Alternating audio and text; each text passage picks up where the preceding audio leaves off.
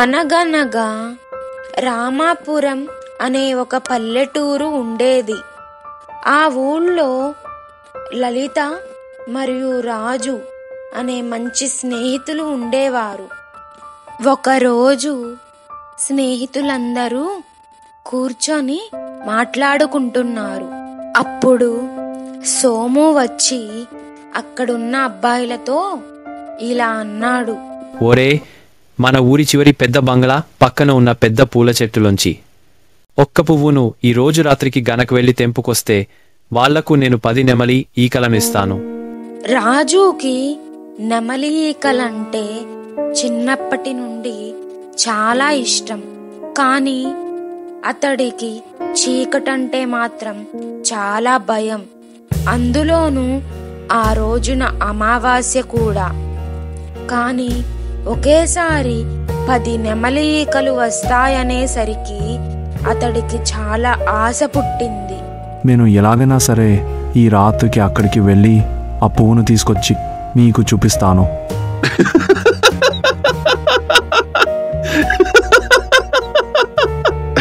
రేయ్ పిరికోడా, చీకటైతే ఇంటి బయటకే రాలేవు. నువ్వు ఆ దెయ్యం బంగ్లా దగ్గరికి వెళ్తావా? నేను వెళ్తాను. నాకు నెమలి ఈకలు కావాలి. ఈ విషయం లలితకు తెలిసింది. లలిత చాలా ధైర్యవంతురాలు. ఆమె ఒక టార్చ్ లైట్ను తీసుకొని ఆ రోజు రాత్రి రాజు వెంట తను కూడా పెద్ద బంగళాకి బయలుదేరింది.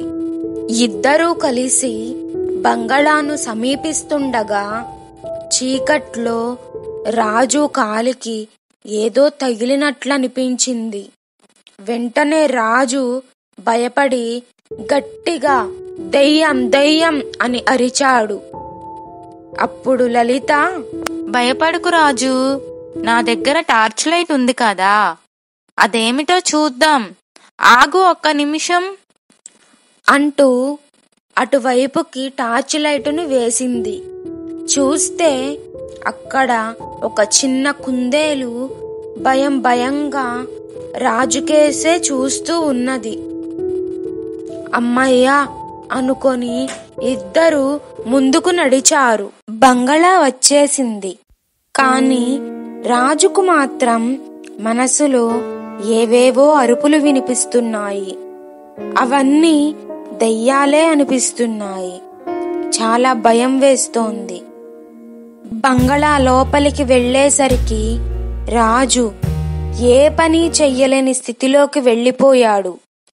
అప్పుడు లలిత తనే పెద్ద పూల చెట్టు దగ్గరికి వెళ్ళి ఒక పువ్వుని కోసుకొని వచ్చింది. ఇద్దరూ చాలా ఆనందపడ్డారు. పువ్వును తీసుకొని వెనక్కి తిరిగారు. కాని రాజుకు మాత్రం భయం తగ్గలేదు. కటిక చీకటి, దారి మధ్యలో ఏదేదో కనిపిస్తోంది.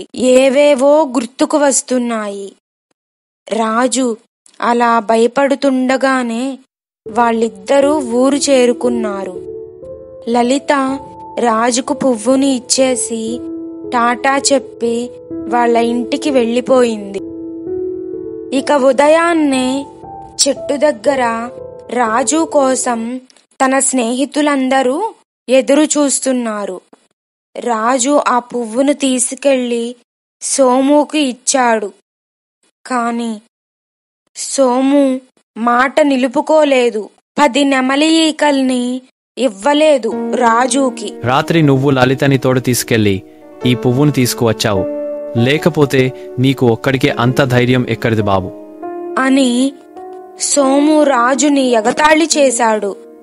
రాజు ఒప్పుకోలేదు. తానొక్కడే వెళ్ళి వచ్చానని చెప్పాడు. ఒకవేళ నువ్వు లలితను తోడు తీసుకుని పోకపోతే అదిగో చూడు, లలిత అక్కడ ఉంది, నువ్వు వెళ్ళి ఆమెను ఒక దెబ్బ కొట్టి రావాలి అంటూ మరో పందెం కాశాడు సోము. రాజుకి ఈ పందెం ఇష్టం లేదు. అయినా తను పందెంలో ఓడిపోతే అందరూ తనని వెక్కిరిస్తారని అతను పోయి లలిత చెంప మీద ఒక్క దెబ్బ కొట్టాడు.